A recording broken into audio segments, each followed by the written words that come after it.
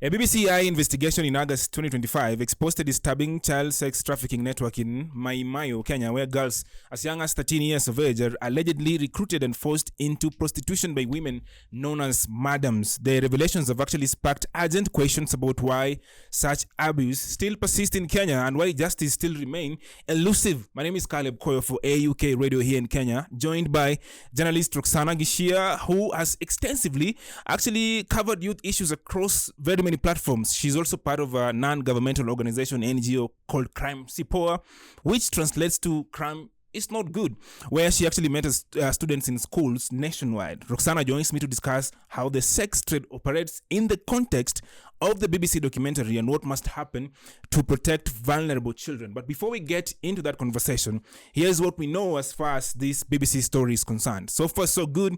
There's not been any arrest. So the National Police Service has actually launched an investigation, and the Office of the Director of Public Prosecution has directed the DCI to complete its probe and report within 7 days. Another thing that we know is that the documentary actually aired on the 4th of August, and it shows undercover footage of madams introducing minors to clans and survivors describing daily sexual abuse. But another disturbing fact is that Kenya's Interior CS or Cabinet Secretary Kipchumba Murkomen has actually condemned the documentary, saying that it was a hoax and it undermines Kenyans' image, alleging that some girls who are actually victims in this context actually falsified their ages to assess sponsorship. A remark that really angered very many people on the internet. So, Roxana, let's start with that statement from the CS. Yeah. He said this whole documentary is a lie. Yeah. Oh, first of all, listening to CS made me sick. Because, first of all, when the documentary was being done, before it was even released, the evidence that they gathered, they took it to the police, and actually the Kenyan government was also informed. March this year. March.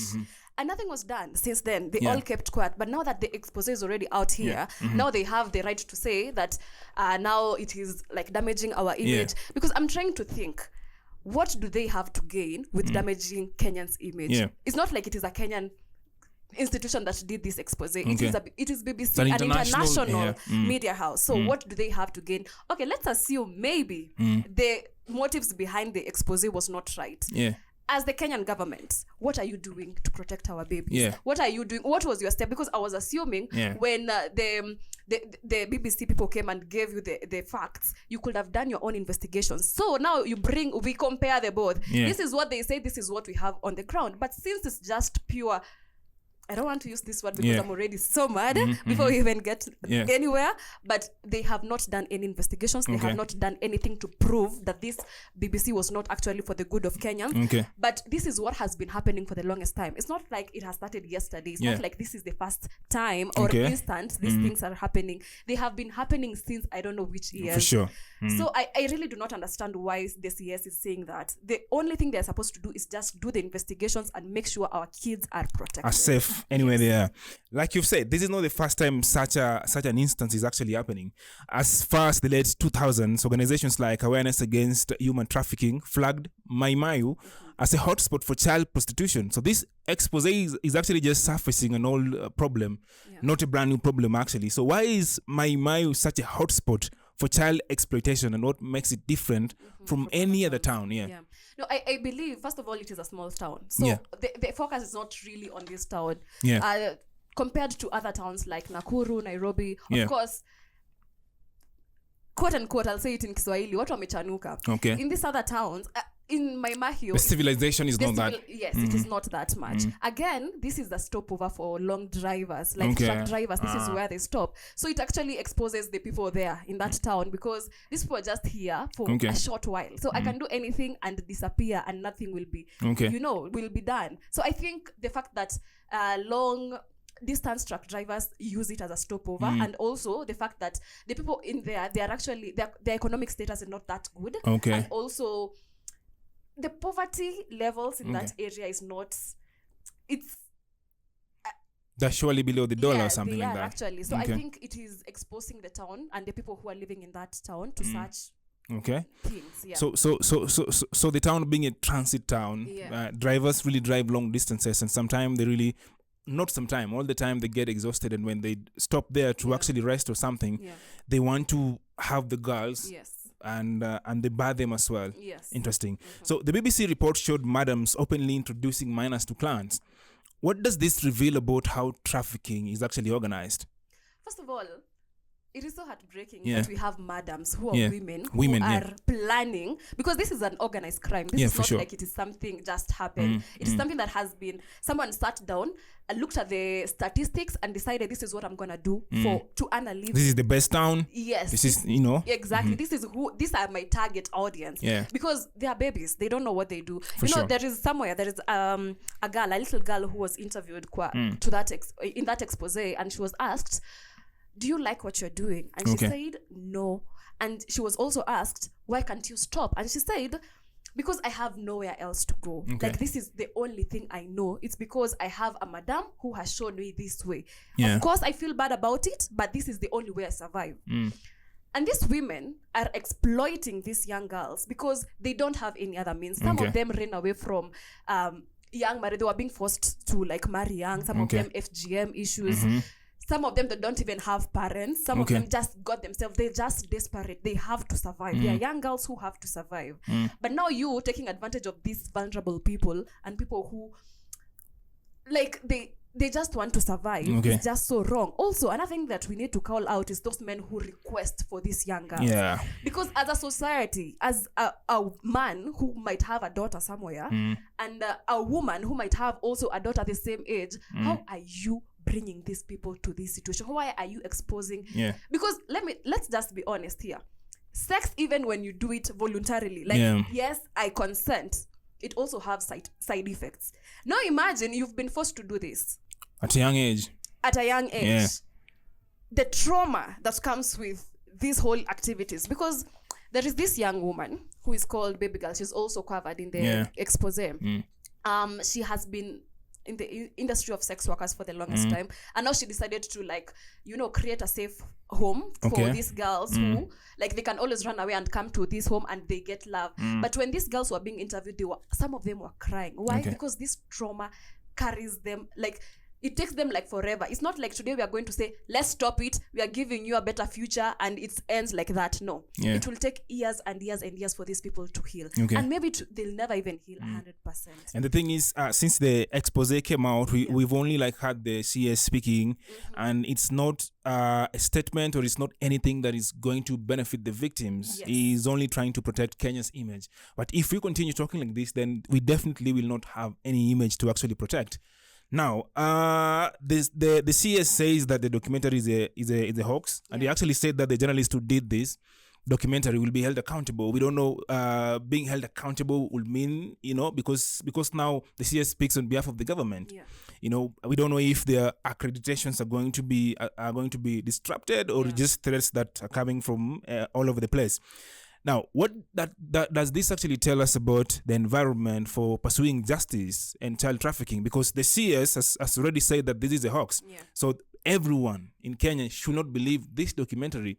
So these kids, can they get justice in the context that Mahimayu, like you said, it's not such a big town. It's a small town. So I want to believe that this crime is organized in such a way that even the local government officials who are there, they are actually aware of this, because again, this is not Nairobi. This is not a big town. So if anything is happening, then we know it's going on. What does this tell you about the justice environment now? First of all, it is cooked. Because you'll get that even these madams have been allegedly covered by a politician somewhere, or someone who has the power. That is why nothing is being done so far. Again, these people who are the kids who are the victims here, they're actually scared for their lives, because how are you going to tell me the next time I'll come forward and say this is what happens? And the first time I talked about it, you guys said I'm not even a kid. Again, the people who are doing these exposes, number one, the journalists, we are the whistleblowers here. We are the ones who are supposed to be speaking up when something is not going. Why is it that local media stations in Kenya didn't bring this story to light? Because of these threats. These threats are the ones that making us not even say a word. Because number one, if this is what is happening on ground, and this is not even like something that is directly involved with the government, but this is something that our young kids, like, we are just putting out there that we need to protect our kids. But the first response is, whoever did that documentary, I don't know, it's lies, it's hoax, You'll be held accountable. Yes. So number one, you're threatening people who are actually in the job to do like the justice, to bring out this, because our work as journalists is to bring out and those information that are out there, they are hidden, those people who are doing the wrong. Speak for the voiceless, these kids in this context. Exactly. So imagine you're already like threatening people who are not even in the country. Now let's talk about the people who are in the country. Someone who you can always say, shut down that media house. We don't want to see that journalist anymore. These people, like we've had for the I don't know how many months now, people have been disappearing. Like one day you are here, the next day you are not there. So how can we get the courage to actually speak about these issues when the people who are supposed to be protecting us are the ones who are telling us that these things are null and void? It comes back to one of those rules that you're told as a journalist, that safety comes first. Yes. Even though you no story is worth your life. As much as you want to cover this story, but you're like, okay, these people can actually make me disappear. And we saw during the demonstrations, the government shut down airwaves to some television, to some stations. So they could as well say, we don't want that aired. We are actually revoking your licenses or something like that. And so it happens, and it's so heartbreaking that we have to be in that situation. So, but there's hope though. There's grassroots organizations or entities like you're talking about, Baby Girl. They're actually showing a path. So from a perspective as a journalist and also someone involved with NGOs like Crime Sipoa, what's urgently needed now to both protect and rehabilitate survivors of child trafficking now? Okay. Number one, I think we have to applaud people like Baby Girl, because it takes courage, so much courage to actually spread love. Because I always say love is the only thing that can actually take you from one place to another. Kindness as well. It costs you nothing to be kind to other people. And people, we recognize that people are actually suffering and are actually victims, are actually going through these things.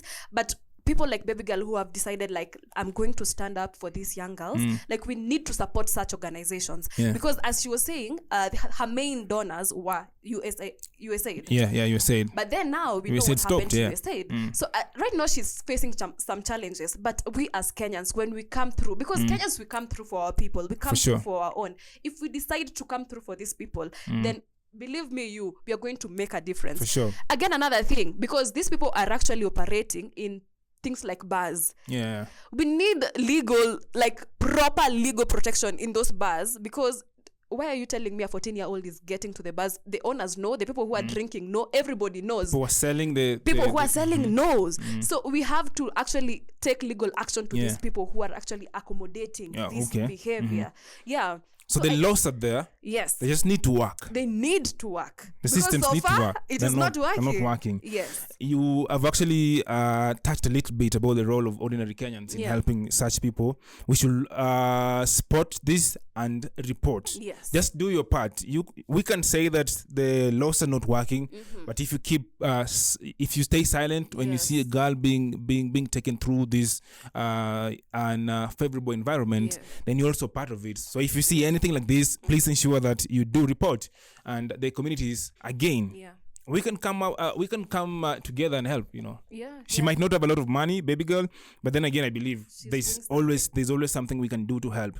47 women reps.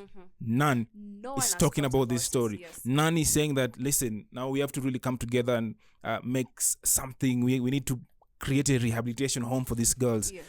None of them is speaking. But it's not even a surprise for me, because they have never talked about any issues related to the girl child. And this is not even about the girl child. Nowadays, even the boy childs are being sexually assaulted. And it is sickening, because we are the adults. We are the people that they are actually trusting us. They're actually, you remember that day you remember when we were young, and the trust we had to our parents was like these people are like gods. They can do anything. And now we are the people who are spoiling the future of these people, because these people will never heal. And it's so sickening that we are the people who are spoiling it. Yet we are the future mothers. Actually, some of them are even mothers and fathers already. And we are doing nothing. Even those people who are watching and seeing this is happening and say, oh, so long as that person is not my kid, that can be your kid. You never know what happens tomorrow. Some of them don't have parents. You might die today. What happens to your daughter? What happens to your son? We have to take that initiative. Let us talk. Let us call, be that responsible human being, because as we have seen, the government is not coming to our rescue. So we have to be the change that we need. So we have to support organizations, institutions that are actually working towards helping the girl and the boy as well. And we have to call out these crimes when we see them. Yes. Roxana, thank you so much for your time. Your parting shot before we actually finish this. No, I just love kids. Take care of our kids, man. Just take care of them, because you never know. That can be your kid. That can be your, I don't know, your employer. I don't know what happens, but those are our future leaders, and we need to take care of them, because they are the people that we are going to leave this country for. So let us just take care of them. They are the next. They are the next. And the process starts now. Yes. Thank you so much. Listen, child trafficking is not just a law enforcement challenge, like we have discussed extensively. It's a deep wound in our maybe social fabrics. Everybody need to play a part, whether or not you agree with the BBC story or how it was told. This thing has actually forced us to look again at what's happening in places like Mai Mahiu. Now the real change will come when protection of children is treated as a national priority, not a PR issue. Even the president is not talking about this. He has not talked about Never ever. He has not talked about, I will not even be surprised when he does not talk about. So listen, we owe it to the survivors, the whistleblowers, like Roxana said, and the community workers who are actually working on the front lines to keep this conversation going, because silence, like we have said here, only protects the traffickers. Now, the biggest point that you can pick from this conversation is that trafficking is organized. This is a crime. It's an organized crime. And this shows you how everything is structured, this profit that these people are actually getting from this business. And it's being facilitated by local gatekeepers like madams and government officials in these locations. Also, there is pushback that can actually hinder justice. Officials are saying that they will target the journalists who have covered this story. We need the Media Council of Kenya to speak against such statements, because now we are under your umbrella. If anything goes wrong, or I'm arrested as a journalist, I'm supposed to get a lawyer from Media Council of Kenya for free. Yeah. So if the CS is saying something like this, then we need to see our bosses speaking as well to really give us the courage to say, okay, now we're going to proceed and cover this story as well. Protection is a legal right. Every child has to be protected, and this is in the Constitution. Article 53 of the Constitution guarantees children protection from exploitation. Enforcement is actually not about like new laws. We don't need new laws. Yeah, we just need the old ones to work. Exactly. We need people to actually uphold their. Yeah. And the most important thing is survivor rehabilitation is very, very important. Yeah. My name is Caleb Kwa, and thank you so much for listening. Remember, you can listen to AUK Radio on our website, but also you can follow us across all social media platforms. This is not a goodbye. It is until next time.